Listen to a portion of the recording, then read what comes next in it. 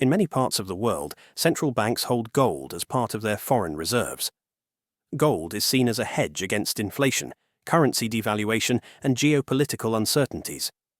Countries such as Germany, France, and Italy have gold reserves that comprise 60 to 70% of their total reserves. But one economy, as you already know, is Hong Kong, which doesn't actually hold any gold. It does, but it's very, very minimal. Here's a graph on a select rankings of gold reserves by economy. Here, you can see that other well-known financial hubs like Singapore, Switzerland, and other major economies ranging from the United Kingdom to Australia all hold substantial amounts of gold reserves. Singapore, which is often compared to Hong Kong, has over 220 tons of gold.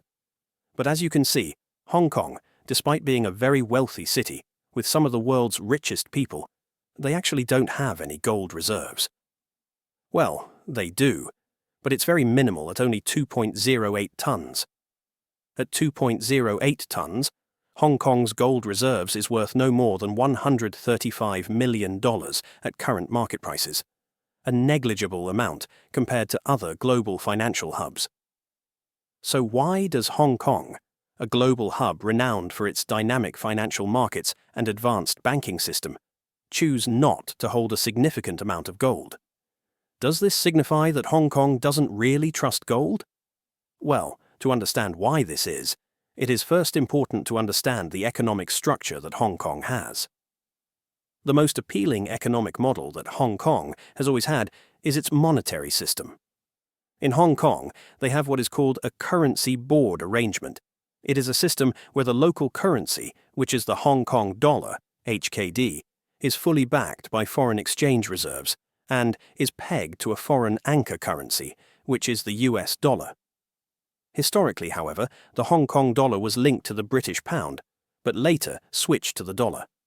And since 1983, as you can see in the graph, the Hong Kong dollar has been pegged to the US dollar at a fixed rate, currently maintained within a narrow band between 7.75 and 7.85 per USD. The decision to implement a currency board was driven by the need to instill confidence during times of economic uncertainty and speculative attacks.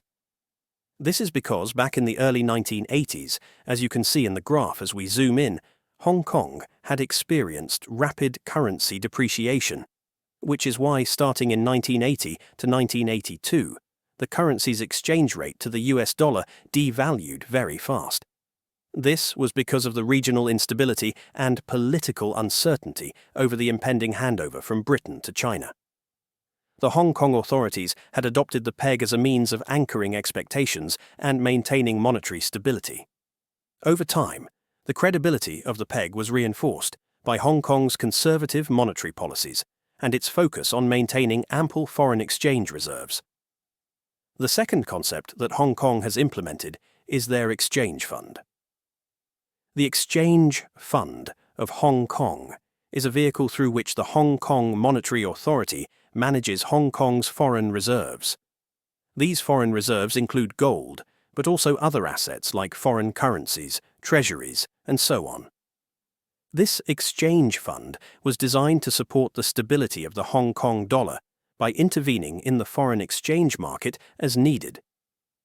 What that basically means is that the Hong Kong Monetary Authority uses the exchange fund to maintain the stability of the Hong Kong dollar, ensuring that it remains pegged to the US dollar within the $7.75 to $7.85 range. But here's the thing.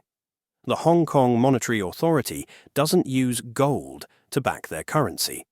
Rather, they use liquid financial assets such as US Treasury bonds, foreign currencies, and other stable investments. These investments generate a reliable return while ensuring that the fund can be deployed rapidly in times of crisis. Because the exchange fund's primary purpose is to defend the currency peg and to provide liquidity to the banking system, its asset allocation is strategically focused on instruments that are both liquid and yield-generating. In this context, gold, while historically important, is not prioritized. To understand this completely, one must understand that the Hong Kong Monetary Authority at times intervenes to defend their peg. The reason being is because the Hong Kong dollar is constantly subject to external market forces, including speculative attacks, capital inflows and outflows, and fluctuations in global interest rates. And for them to defend that peg, they must have that liquidity. They must have money in their banks immediately, money that they can use to intervene and defend their Hong Kong dollar to the US dollar peg. If they fail to do this because they held gold instead, then it would result in major instability in the Hong Kong financial system, potentially triggering a loss of confidence in the currency peg and a sharp devaluation of the Hong Kong dollar. But you might ask, wouldn't gold be able to act as a stabilizing asset in times of economic distress? After all, many economies hold gold as a hedge against inflation and financial uncertainty. However, in Hong Kong's case, gold is not the ideal asset for maintaining the stability of its currency peg. And again, the fundamental reason lies in the liquidity, as they can't simply deploy gold to stabilize currency fluctuations. Gold is a physical asset that requires time to be converted into cash. If Hong Kong held gold instead of liquid reserves, the monetary authority would struggle to respond quickly to speculative attacks or sudden capital outflows. On top of that, by holding safe assets like US Treasuries, Hong Kong could earn a return on its reserves while maintaining liquidity. Unlike gold, which does not generate income unless sold, US Treasuries and other high-quality bonds provide interest payments while remaining highly liquid. This means Hong Kong's exchange fund can both defend the peg and grow its capital over time. Thirdly, a key reason for Hong Kong's small gold reserves can also be traced back to China. Hong Kong's political status as a special administrative region of China also plays a role in its reserve management decisions. China, in case you're not aware of them, has been expanding their gold reserves rapidly as of late. Here's a graph on China's gold reserves. Here, you can see that their gold reserves have rapidly grown in just a short amount of time.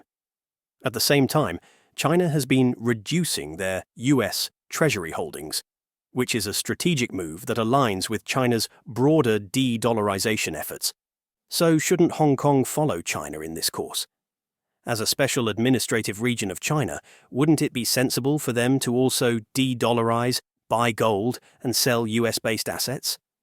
Well, that's the thing about Hong Kong. It's not really an independent country. But its monetary authority is independent, and that monetary authority does not really follow the Chinese government, or at least that's what it says on paper. But as China continues to de-dollarize, can we possibly see Hong Kong buying up gold in the future?